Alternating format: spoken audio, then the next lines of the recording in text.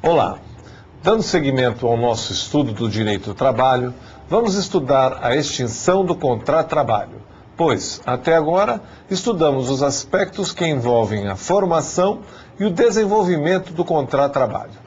Nessa etapa, vamos abordar as questões relativas ao rompimento do contrato-trabalho, os diversos modos de extinção e os efeitos produzidos por cada qual.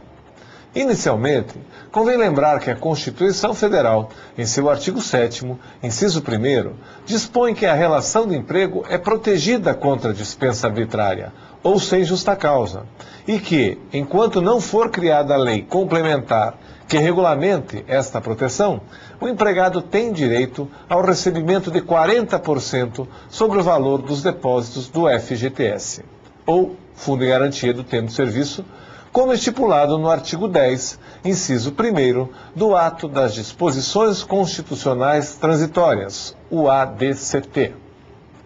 São diversas as causas que concorrem para a extinção do contrato de trabalho. Por exemplo, morte do empregado ou do empregador.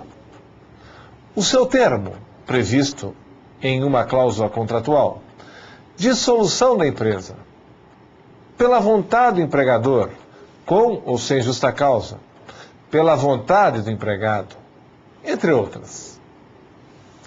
Cada uma das causas provoca diferentes efeitos para o empregado, para o empregador ou ainda para terceiros. Buscando melhor compreensão do tema, podemos alinhavar a seguinte classificação. 1. Por decisão do empregador, a extinção do contrato de trabalho pode ser dispensa sem justa causa do empregado ou dispensa com justa causa. Por decisão do empregado, pode ser pedido de demissão, dispensa indireta e aposentadoria. Por iniciativa de ambos, isto é, por acordo. Pelo desaparecimento das partes, ou seja, pela morte do empregado, pela morte do empregador pessoa física ou a extinção da empresa. E por último, do contrato a prazo, seja pelo término do prazo, seja pela dispensa ou pelo pedido de demissão do empregado. E antes de abordarmos estes modos de extinção e elencar os direitos trabalhistas em cada uma das possíveis hipóteses, queremos verificar especificamente a questão da justa causa, ou da falta grave, que é uma das mais importantes e exigidas nos concursos. Além disso, o tema é de vital importância em nosso dia a dia profissional, pois a questão da justa causa tem um grande componente emocional.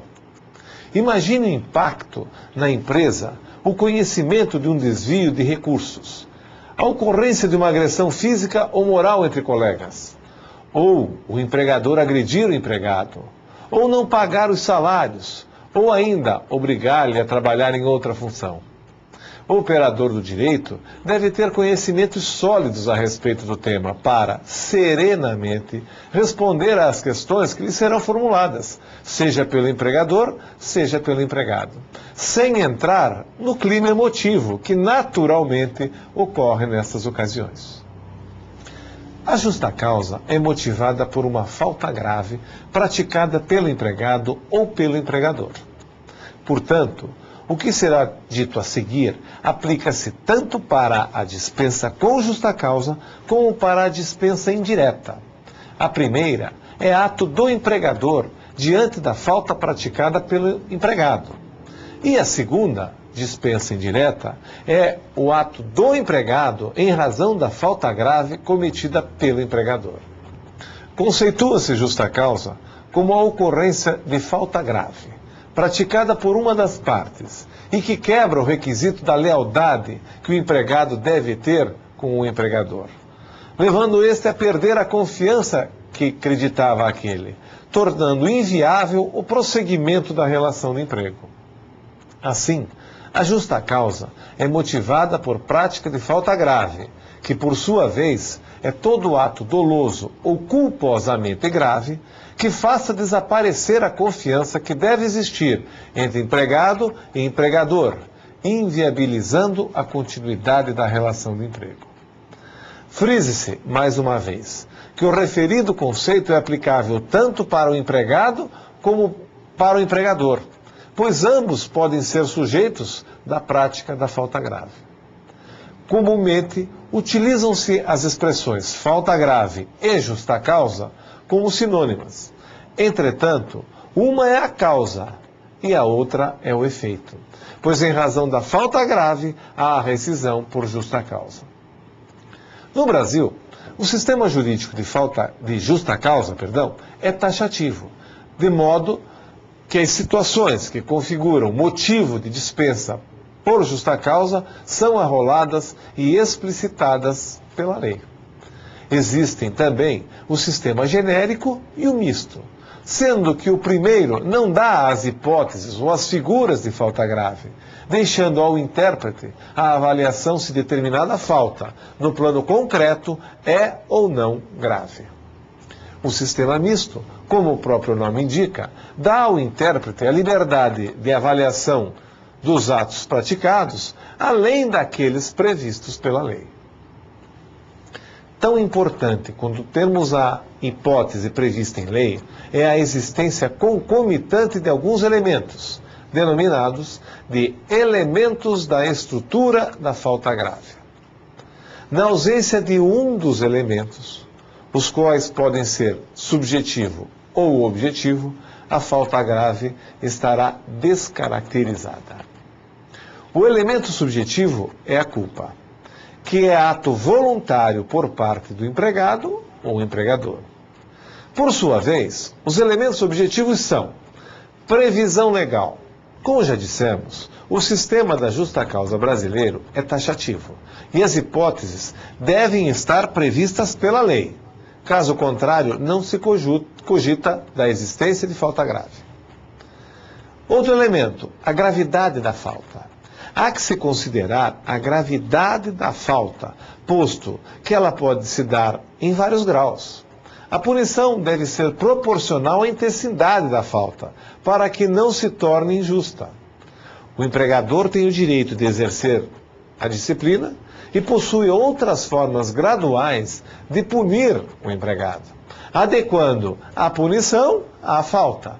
Por exemplo, advertir ou suspender o empregado, sendo que a duração da suspensão não pode exceder a 30 dias, nos termos do artigo 474 da CLT. Outro elemento é o nexo de causalidade. A punição aplicada deve estar relacionada a um fato específico e não a outro, ou outros eventualmente cometidos. Em outras palavras, deve existir o nexo entre a causa e o efeito. Há também o elemento da imediatidade, isto é, a punição para uma falta grave deve ser feita de imediato. Caso o empregador não o faça imediatamente, é possível interpretar que houve o perdão tácito pelo empregador, ou que a falta não foi grave. Do mesmo modo, aplica-se ao empregado que deve agir tão logo sofra a falta grave, a fim de que não se entenda ter operado o já mencionado perdão tácito. Ainda que não exista nenhuma formalidade prevista pela lei a ser observada no momento da dispensa da rescisão por falta grave, é conveniente que o empregador realize uma sindicância para apurar a realidade dos fatos, inclusive com a oitiva das testemunhas que eventualmente existam. Lembrem-se que a sindicância nada mais é do que uma averiguação, por meio dos elementos existentes, como documentos, testemunhas, etc. Embora não exigida pela lei, é conveniente que assim se proceda, pois, numa discussão em juízo, a parte já terá organizado o seu conjunto probatório. Finalmente, nós temos o elemento chamado de singularidade. A punição deve ser única, ou seja, para cada falta não cabem duas punições. Como já dissemos, a dispensa por justa causa não exige nenhuma formalidade, salvo na hipótese do empregado ter a estabilidade decenal ou for dirigente sindical, quando o empregador, para dispensar, deverá propor previamente o inquérito judicial para apuração de falta grave, como nós já estudamos em outras aulas.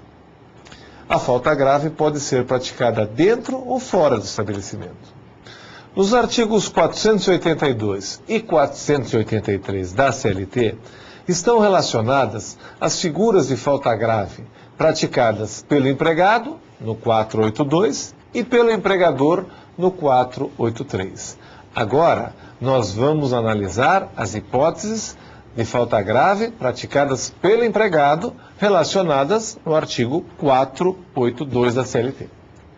Primeira, está lá na linha A, ato de improbidade. Ao sabermos o significado da expressão improbidade, saberemos qual o ato que a caracteriza como falta grave. Na origem do termo, encontramos a palavra probo, isto é, honesto ou correto. Portanto, o termo revela a conduta de quem pratica ato de desonestidade contra o patrimônio da empresa ou de terceiros, relacionado, obviamente, com o seu trabalho, com a sua função. Por exemplo, falsificar o cartão de ponto, registrando, por exemplo, o horário incorreto para receber horas extras. Ou ainda, anotando o horário em cartão de ponto do colega que não compareceu ao serviço. Isto é ato de improbidade. Letra B. Incontinência de conduta ou mau procedimento. São duas figuras. Ambas as hipóteses dizem respeito à moral. A primeira, a moral sexual. Isto é, corresponde a comportamento incontido de natureza sexual, tal como a prática de obscenidade, pornografia, exibição de órgãos sexuais, conjunção carnal e assim por diante. O segundo diz respeito à moral em geral, isto é, comportamento incompatível com as regras aceitas pela moral e pelo senso comum. Por exemplo, tráfico de drogas. Atenção, nós estamos estudando a falta grave sob a ótica do direito do trabalho, não do direito penal. Portanto, para nós, sabemos, logicamente, que o tráfico de drogas é um ato muito grave. Mas, para o efeito da rescisão do contrato de trabalho, tráfico de drogas pode ser considerado mau procedimento. E é uma falta grave e justifica a rescisão do contrato de trabalho do empregado. Uma outra hipótese está na letra C da CLT. Negociação habitual por conta própria ou alheia sem permissão do empregador. E quando constituir ato de concorrência à empresa para o qual trabalha o empregado ou for prejudicial ao serviço. Negociação habitual é o ato de realizar comércio paralelo com o empregador, caracterizando concorrência desleal. Ou de comércio durante o horário normal de trabalho, o que causa prejuízo ao empregador e viola a obrigação de trabalhar, salvo se o empregador concordar com a atividade do empregado. Por exemplo, o empregado é vendedor de uma loja de autopeças. Entretanto, como o movimento está fraco, ele traz de casa as empadinhas que a sua mãe faz, para vendê-las no horário do expediente, e estas empadinhas, de tão saborosas, fazem o maior sucesso. Como o movimento continua fraco, o empregador não se importa que o empregado venda as empadinhas no balcão da empresa. Todavia, as vendas dos salgadinhos começam a atrapalhar o serviço do empregado, que deixa para vender peças para automóveis, de atender os clientes do empregador e só cuida da venda das empadinhas. Não é concorrência ao empregador, mas a atitude do empregado causa prejuízo ao trabalho. E se o empregado, mesmo advertido para cessar a venda das empadinhas, insiste, permanece com essa atividade, estará caracterizada a falta grave. Aproveitando a hipótese que acabamos de ver, convém registrar a falta grave consentida. O que é isto? É um ato praticado pelo empregador que constitui falta grave, todavia tolerado pelo empregador.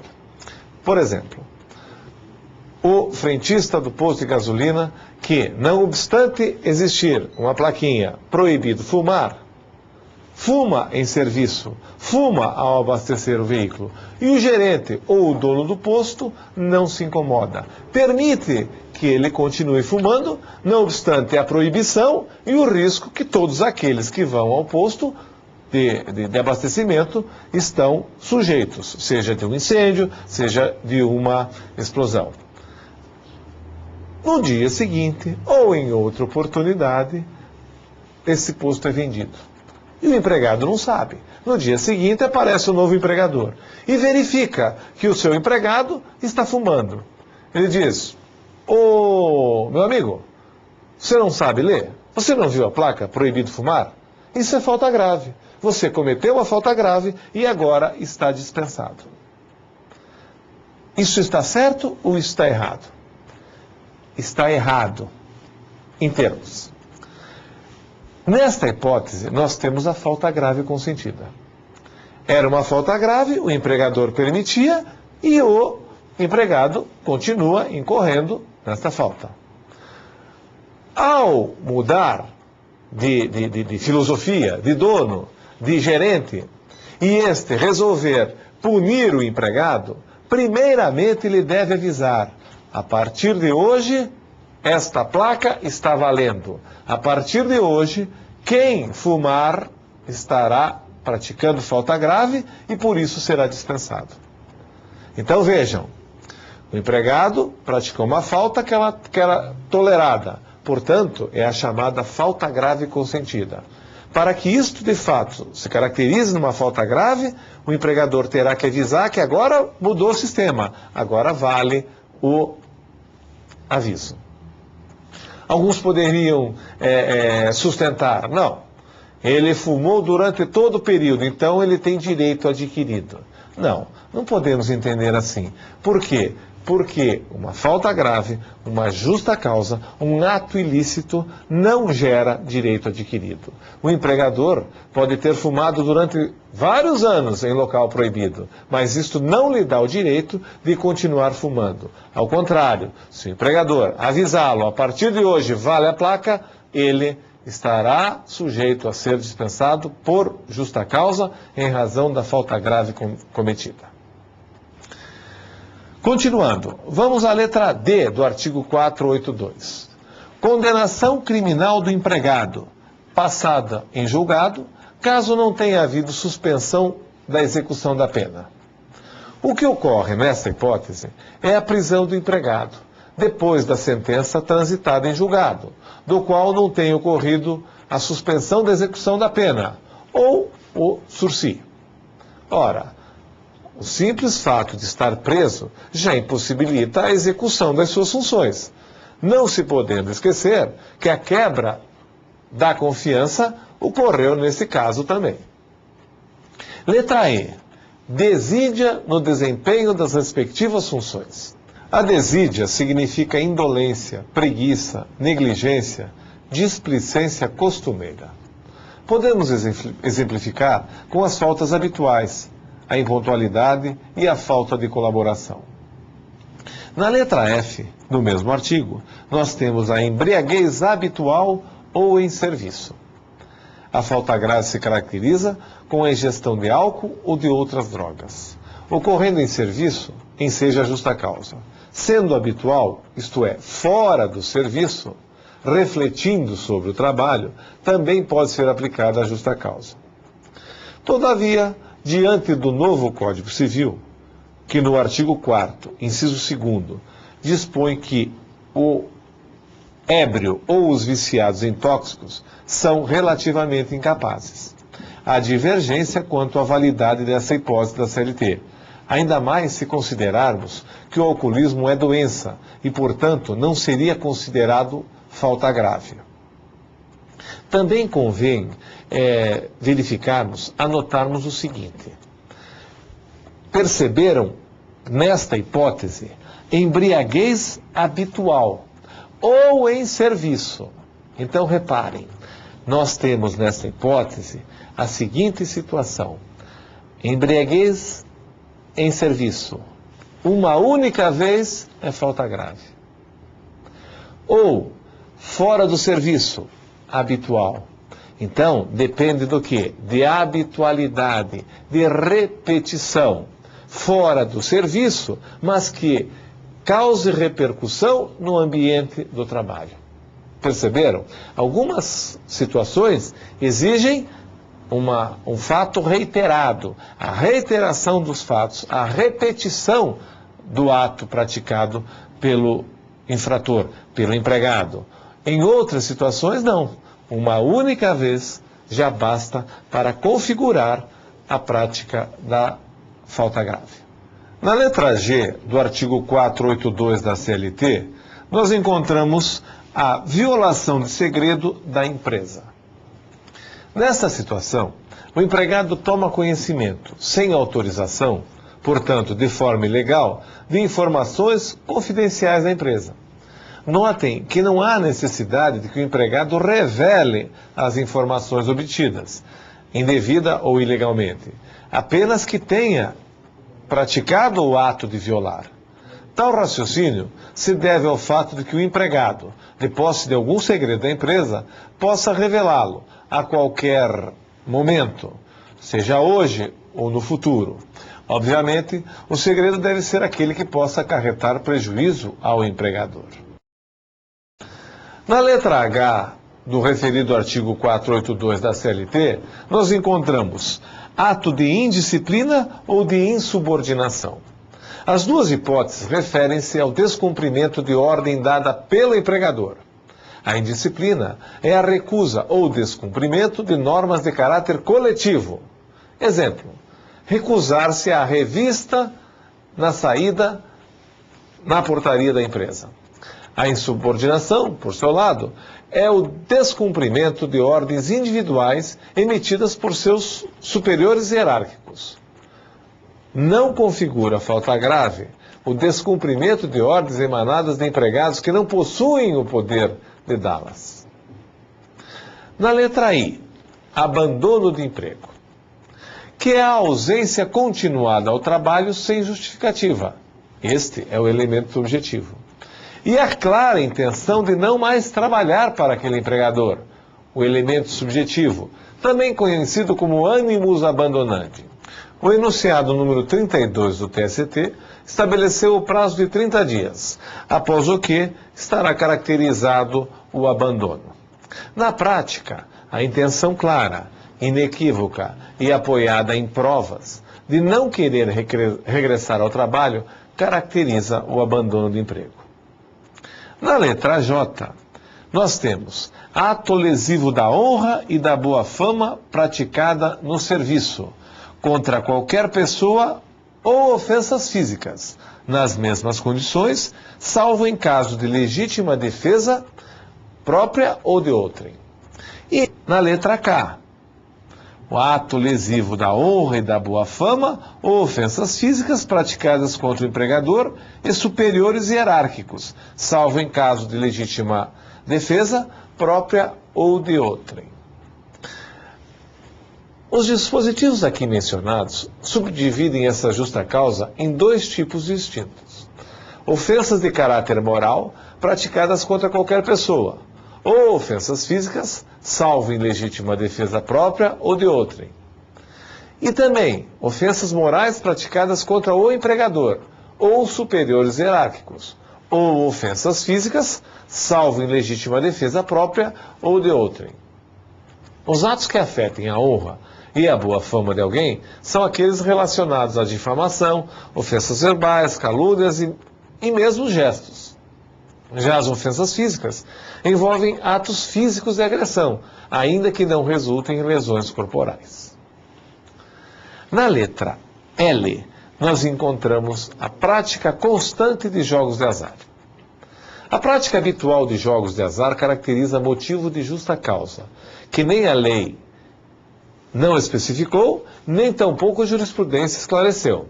A disposição tem em vista a prática de jogos de azar fora do ambiente de trabalho, que possa comprometer a imagem da empresa. a prática de jogos de azar no horário de serviço, enquadrar-se-ia em outro tipo de justa causa. Por exemplo, desídia ou mau procedimento. Vejam aí, aqui nós temos outra hipótese de falta grave habitual, obviamente fora da empresa. Nesse artigo 482, ainda encontramos no parágrafo único a previsão concernente ao ato atentatório à segurança nacional, que hoje não tem mais qualquer efeito diante da anistia política vigente no país. Neste momento, façamos uma pausa para registrar o seguinte. É comum ocorrer equívoco quando as alíneas do artigo 482 apresentam duas hipóteses semelhantes. Assim, vocês devem ter redobrada atenção nas alíneas B, C, F e H, a fim de não se confundirem quando instados a responder qualquer questão sobre elas. Além das hipóteses aqui mencionadas, a CLT ainda traz as seguintes. No artigo 158 da CLT, encontramos a afirmação de que o empregado que não observar as normas relativas aos equipamentos de proteção individual, os EPIs, e as práticas das instruções de segurança obrigatórias, comete falta grave. Já no artigo 240, nós encontramos outra figura de falta grave. Por esse artigo, está estabelecido que é falta grave a recusa pelo ferroviário de cumprir horas extras ou extraordinárias para os casos de emergência ou acidentes. Outra hipótese nós encontramos no artigo 433 da CLT, que, por sua vez, prevê a rescisão por falta grave do aprendiz que não comparece aos cursos de aprendizagem a que é obrigado ou que não tem aproveitamento satisfatório. E, finalmente, nós temos o artigo 508 da CLT, que dispõe sobre a falta contumaz de pagamento de dívidas legalmente exigíveis de empregado bancário. Apresentamos as figuras de falta grave que, se praticadas pelo empregado, podem motivar a rescisão do contrato por justa causa. Agora, vamos verificar a relação dos direitos devidos ao empregado na hipótese de dispensa com justa causa e que vocês podem acompanhar aí na sua apostila. Agora vamos continuar falando em falta grave, todavia praticada pelo empregador, e que permite ao empregado rescindir o seu contrato de trabalho e exigir o pagamento das verbas rescisórias que, como na dispensa com justa causa, vamos relacionar no final deste tópico aí na apostila de vocês. Dispensa indireta é a forma do empregado tomar a iniciativa de se desligar da empresa, em razão da prática de falta grave supostamente cometida pelo empregador, dando ao empregado o motivo para rescindir o contrato de trabalho por culpa do empregador. Infelizmente, é verdade, não é comum que o empregador admita ter praticado qualquer falta grave, o que obriga o empregado a ingressar com uma reclamação trabalhista, pedindo que o juiz reconheça que o empregador praticou uma falta grave e, por essa razão, decrete a rescisão indireta com fundamento em uma das hipóteses previstas pela CLT no artigo 483. As situações típicas causadoras desta forma de rescisão, arroladas no referido artigo 483, são: forem exigidos serviços superiores às suas forças, defesos por lei, contrários aos bons costumes ou alheios ao contrato. Isto é, quando o empregador exige do empregado que execute tarefas ou serviços superiores às suas forças físicas ou intelectuais, proibidos por lei, ou que não estejam estipulados no contrato de trabalho. Por exemplo, determinar que o empregado, motorista, exerça a atividade de porteiro. Lá no artigo 483, nós encontramos na letra B outra hipótese. For tratado pelo empregador ou por seus superiores hierárquicos com rigor excessivo. Ou seja, o empregador dispensa ao empregado tratamento diferenciado daquele que dá aos outros empregados, com o intuito, provavelmente, de tornar insuportável a vida do empregado dentro da empresa. Na letra C, outra figura. Correr perigo manifesto de mal considerável. Nessa hipótese, o empregador expõe o empregado a situações de risco, de modo a sofrer perigo, como trabalho em local sujeito a contrair doenças ou moléstias graves, pondo a saúde do empregado em risco. Entretanto, existem algumas atividades que têm como inerentes a ela alguns riscos. Por exemplo, bombeiro, piloto de testes, mergulhadores e assim por diante, o que afasta a falta grave nestas funções. Na letra D do artigo 483, nós encontramos a seguinte hipótese: não cumprir o empregador as obrigações do contrato. As obrigações do contrato de trabalho são, obviamente, estipuladas para serem cumpridas. Se o empregador não paga o salário, por exemplo, pratica falta de natureza grave, que importa em justa causa. Na letra E, outra hipótese: praticar o empregador os seus prepostos contra ele ou pessoas de sua família, ato lesivo da honra e boa fama. E, na continuidade, temos a letra F. O empregador ou seus prepostos ofenderem-no fisicamente, salvo em caso de legítima defesa própria ou de outrem. As agressões moral e física são faltas graves, e tudo que sustentamos no item relativo ao empregado, aqui também se aplica. Letra G. Assim como a D, eu peço a atenção de vocês para a letra G. O empregador reduzir o seu trabalho, sendo por este peça ou tarefa, de forma a afetar sensivelmente a importância dos salários. A ideia é de que o empregador reduza o trabalho de modo a afetar a remuneração do empregado, quando este recebe por peça ou tarefa. Exemplo é o vendedor comissionado. Sabemos que este vendedor ganha uma comissão sobre os produtos ou serviços que vende. Se a empresa extingue a produção do produto, do bem, do serviço, o empregado não vai conseguir vender nada e, por conseguinte, não irá receber nenhuma comissão. Entenderam? Como já dissemos, dificilmente o empregador reconhece a prática de falta grave, mesmo porque, às vezes, a sua intenção é de que o empregado se afaste, pedindo demissão ou mesmo abandonando o emprego, o que resulta em economia para ele, que não terá a obrigação de pagar todas as verbas rescisórias. Mas, a cada dia que passa, o empregado está se conscientizando mais de seus direitos e toma as cautelas necessárias para resguardar os seus direitos. Desta forma, ajuiza uma reclamação trabalhista que, como se sabe, pode ter seu pedido procedente, total ou parcial, ou improcedente. Se for procedente, a reclamação trabalhista pela falta grave do empregador, este pagará a indenização devida, encerrando-se o contrato de trabalho.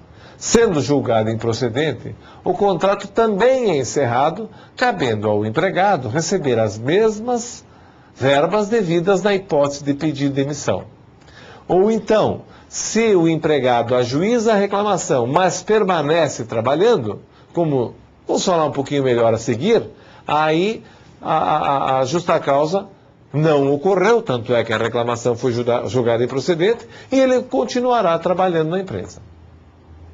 O artigo 484 da CLT prevê a possibilidade de culpa recíproca no ato que determinou a rescisão do contrato de trabalho. Nesta hipótese, a indenização devida pelo empregador será de apenas metade daquela que pagaria caso fosse sua culpa exclusiva. No entanto, essa hipótese é rara de acontecer. Por outro lado, sofrendo com a falta grave cometida pelo empregador, é evidente que o empregado tem que se afastar do emprego. Inclusive porque, se não se afastar, há grande chance de não ser a falta considerada tão grave assim. Entretanto, o legislador estabeleceu no parágrafo 3º do artigo 483 que na hipótese das letras D e G, não cumprir o empregador as obrigações do contrato e o empregador reduzir o seu trabalho, sendo este por peça ou tarefa, de forma a afetar sensivelmente a importância dos salários, respectivamente, o empregado pode permanecer no emprego durante o trâmite da sua reclamação trabalhista. Assim, se o juiz entender que não houve a prática de falta grave, o empregado continuará com o seu contrato de trabalho, sem qualquer solução de continuidade. Se o empregado se afasta e o juiz entende não ter havido a falta grave do empregador, em sentença, determinará o rompimento do contrato de trabalho como se a rescisão fora por pedido de demissão. Acompanhem agora na apostila de vocês as verbas devidas na dispensa indireta. A matéria estudada até aqui diz respeito à rescisão do contrato de trabalho pela falta grave do empregado e do empregador, certo? Mas não se esqueçam que a rescisão do contrato de trabalho pode se dar, primeiro, por decisão do empregador. A extinção do contrato de trabalho pode ser por dispensa sem justa causa ou com justa causa do empregado. Segundo, por decisão do empregado. Pode ser pedido de demissão, dispensa indireta e aposentadoria. Terceiro, por iniciativa de ambos, isto é, por acordo.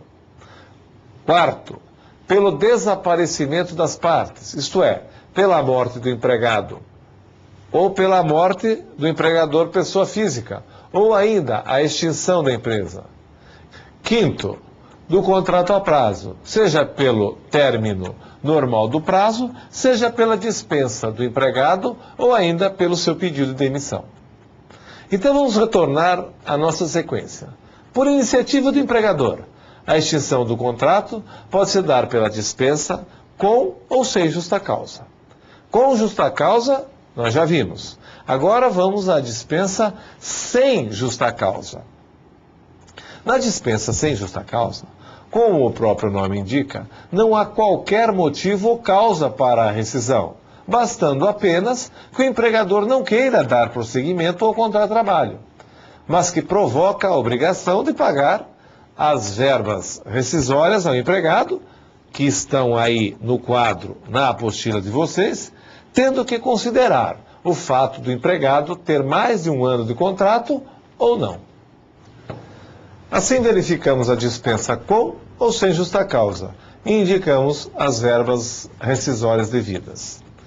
Vamos agora estudar a segunda modalidade de rescisão. Por decisão do empregado. A rescisão pode ser pelo pedido de demissão, dispensa indireta e aposentadoria. A dispensa indireta já foi vista, restando neste item o estudo do pedido de demissão e da aposentadoria. O pedido de demissão é ato do empregado quando não mais desejar dar continuidade ao contrato de trabalho. Ocorre por iniciativa do empregado e deve ser comunicado ao empregador, com a antecedência mínima de 30 dias, que é o aviso prévio, como nós já estudamos. O empregador poderá ou não liberar o empregado do cumprimento do aviso. De qualquer forma, tem o direito de exigir o cumprimento do trabalho até o final do prazo do aviso. Acompanhem na apostila de vocês as verbas devidas nesta hipótese de rescisão por pedido de demissão. Outra forma de rompimento do pacto laboral por interesse do empregado é pela aposentadoria voluntária. Entretanto, prestem atenção, porque a intenção do empregado em aposentar-se era tratada pela legislação anterior como motivo para provocar o término do contrato de trabalho. A Lei 8.213, de 1991, dispõe que para obter a aposentadoria voluntária não há necessidade de afastamento do empregado, nos termos do artigo 49 e 87 da referida lei, de modo que esta modalidade de aposentadoria não extingue o contrato, porque o contrato de trabalho continuará em vigor. Entretanto, o período anterior não produzirá qualquer efeito a partir da aposentadoria. Acompanhem também na apostila de vocês as verbas devidas na hipótese de aposentadoria do empregado. Assim, chegamos ao fim de mais uma das nossas aulas. E eu quero lembrar a vocês que consultem a apostila para conhecerem, para estudarem, para relembrarem as verbas devidas nessas hipóteses que acabamos de estudar.